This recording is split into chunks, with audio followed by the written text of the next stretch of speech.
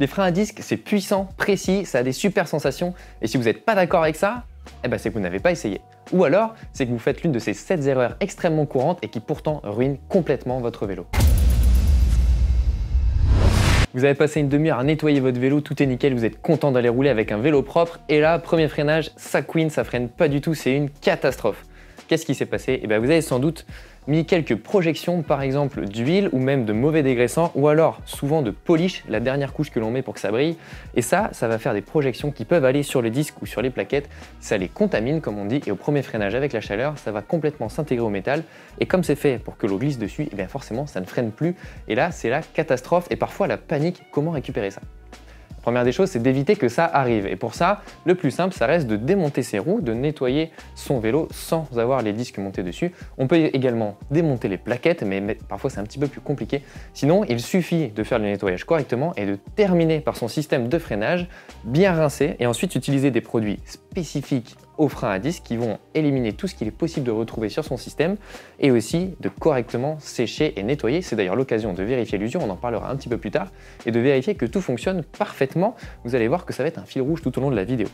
Et si malgré toutes vos précautions, il y a de la mousse ou des produits qui sont allés sur les disques, ce n'est pas grave du tout, pas la peine de paniquer. Ce qu'il faut faire par contre, c'est de ne pas aller rouler comme ça parce que c'est là où ça va chauffer et ça va faire ce qu'on appelle un culottage comme en cuisine sur les poêles en inox par exemple.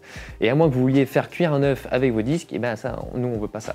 Alors ce qu'il faut faire, c'est rincer abondamment, nettoyer avec un produit spécifique, il suffit d'en mettre un petit peu dessus et de venir frotter avec passion et avec un chiffon propre. Et oui, n'allez pas me chercher le chiffon le plus sale de tout l'atelier en vous disant que c'est pour les freins et que c'est sale, parce que forcément vous allez remettre la saleté dessus et vous n'allez pas vous en sortir. Donc chiffon parfaitement propre ou neuf, et si on n'a pas ça, eh ben mieux vaut aller chercher un petit peu de sopalin que d'avoir un chiffon sur lequel on a un doute.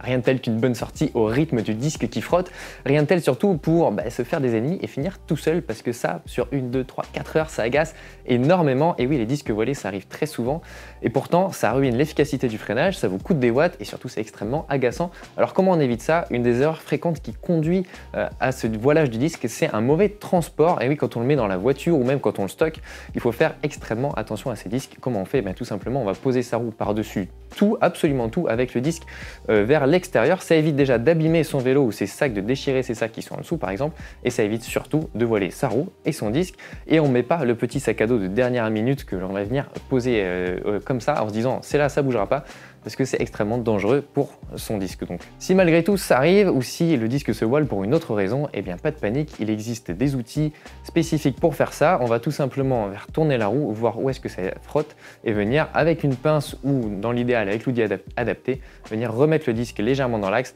Attention tout de même, on ne retrouvera jamais le disque comme neuf, et surtout à force au fil des années, il sera complètement flingué, donc le mieux ça reste quand même d'éviter que ça arrive. Pire que le disque voilé qui frotte, il y a la plaquette qui frotte, mais en continu. Et ça, c'est pire que des ongles ou de la craie sur les tableaux noirs à l'école. Ça nous rappelle de très mauvais souvenirs et on n'a pas assez de watts pour en gaspiller comme ça. Alors, d'où ça peut venir des disques qui frottent en permanence sur la plaquette? Eh bien, ça peut être l'étrier qui est mal réglé, là il suffit de le repositionner, ou sinon, ça peut être à la sortie de la voiture, comme on l'a dit tout à l'heure, on a légèrement appuyé sur le levier, et comme les pistons sont faits pour supporter l'usure de la plaquette, ils vont se rapprocher. Quand on remet le disque, eh bien ça frotte. Ça peut également venir de plaquettes neuves, et là aussi, si on ne réécarte pas les pistons, comme il y a plus de garniture, ça va venir frotter.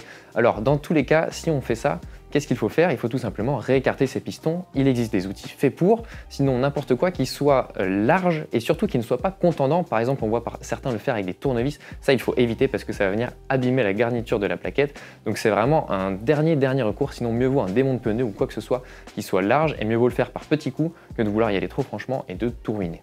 Et pour éviter que les plaquettes se rapprochent, on peut utiliser l'outil fait exprès qui va protéger le système. En plus de ne pas réécarter ses pistons avec des plaquettes neuves, une autre erreur extrêmement fréquente, y compris chez les professionnels, c'est de ne pas roder ses plaquettes.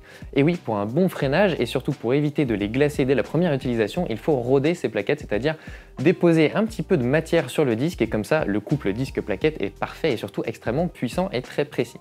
Pour ça, comment on fait? Eh bien, on trouve du plat ou un très léger faux plat descendant. On va venir rouler à 20, 25, 30 km/h et on va faire des freinages qui soient progressifs mais assez puissants pour quasiment s'arrêter. D'abord l'avant, puis l'arrière, une dizaine de fois de chaque, jusqu'à ce que l'on trouve un freinage extrêmement mordant. Tout simplement, c'est la fois où vous allez vous faire un petit peu peur. Là, ça veut dire que c'est bon, on peut y aller. Croyez-moi, il vaut mieux faire ça que de se retrouver au premier stop directement dans le mur ou au premier feu rouge de passer tout droit parce que les plaquettes ne sont pas prêtes. Le premier des standards à vérifier, bien sûr, c'est l'huile de votre système parce que chaque marque a son huile spécifique. Il existe deux grandes catégories, l'huile dite minérale, comme par exemple celle utilisée par Shimano, et ensuite l'huile DOT 5 de SRAM. Celle-ci est un petit peu plus universelle. Pourquoi? Parce que DOT, ça veut dire Department of Transport des États-Unis, et donc c'est la seule huile qui est finalement calibrée, qui a un cahier des charges extrêmement précis. Donc toutes les huiles DOT 5 se valent et sont utilisables dans le système de freinage SRAM par exemple, y compris l'huile que vous utilisez dans votre voiture, parce que c'est très probablement celle-ci.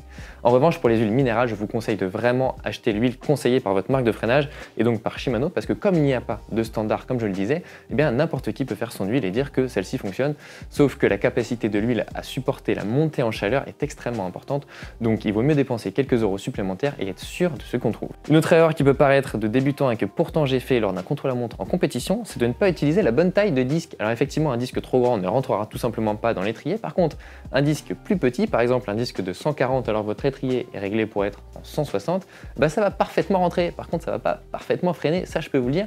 Grosse frayeur au rendez-vous et usure prématurée de tous les composants parce que la plaquette va mordre simplement à moitié et donc s'user de la sorte, et ça va pas être génial, à condition déjà de rester sur le vélo. Donc veillez bien, si vous changez de roue et surtout si vous prenez la roue d'un collègue, vérifiez bien que vous avez la même taille de disque.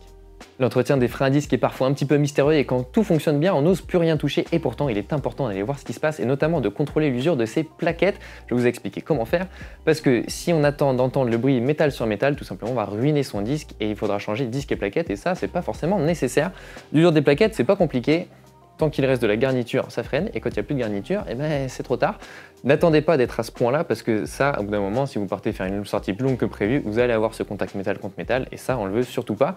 Pas la peine de les changer tous les 2 mois, par contre, n'attendez pas d'avoir ce résultat-là. Comme je vous l'ai dit tout à l'heure, le meilleur moyen de vérifier, le meilleur moment pour le faire, c'est lorsqu'on démonte sa roue et qu'on nettoie son vélo et qu'on va pouvoir suivre l'évolution de la garniture. Il ne faut pas non plus négliger l'usure du disque, et oui, ça on l'oublie un petit peu souvent, mais le disque, ça s'use, c'est une pièce d'usure. Alors heureusement, on peut faire plusieurs dizaines de milliers de kilomètres avec, mais pourtant il faut vérifier de temps en temps, et pour ça, certaines marques proposent des témoins d'usure, mais ça reste assez rare, et sinon il faut tout simplement prendre un pied à coulisse et vérifier l'épaisseur du disque. Elle est souvent marquée sur le disque, et lorsqu'elle est inférieure en général à 1.5, 1.55, et bien c'est que le disque est usé et qu'il faut tout simplement le remplacer. Et si vous n'avez pas de pied à coulisse, et ben n'hésitez pas à vous rendre au magasin de vélo, ils sont aussi là pour ça.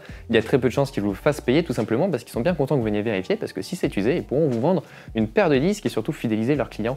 Bref, contrôlez vos disques. Avec ces 6 points, vous devriez avoir un système parfaitement réglé, propre et efficace. Il reste maintenant à l'utiliser correctement. Et oui, rappelez-vous, Top Gun, ce n'est pas l'avion qui compte, mais c'est bien le pilote. Et si on n'utilise pas son système correctement, et ben ça ne sert à rien. Ça veut dire quoi? Parfois, dans les descentes, on a tendance à garder les mains sur les freins, à garder un léger contact entre le disque et la plaquette, et ça, il faut surtout pas le faire. Pourquoi? Parce que ça va créer de la chaleur, ça va empêcher le système de refroidir, et donc c'est un système qui ne sera plus assez performant quand vous aurez besoin de réellement freiner avant un grand virage ou avant un danger. Le meilleur moyen, ça reste de faire des freinages assez incisifs, relativement puissants et anticipés, et ensuite de relâcher complètement pour laisser le système refroidir. C'est fait pour être assez rapide, donc en quelques mètres, en quelques dizaines de mètres, ça va retrouver une température d'utilisation parfaite et qui va vous permettre d'avoir la meilleure des puissances de freinage. Voilà pour ces 7 conseils, je vous ai confié la plus grosse erreur que j'avais fait, donc j'attends les vôtres en commentaire, histoire qu'on se marre d'une part et surtout qu'on apprenne des choses. D'ici là, n'hésitez pas à vous abonner sur la chaîne, c'est le meilleur moyen de nous montrer votre soutien, de mettre un petit like, et d'ici là, je vous dis à bientôt sur GCN en français.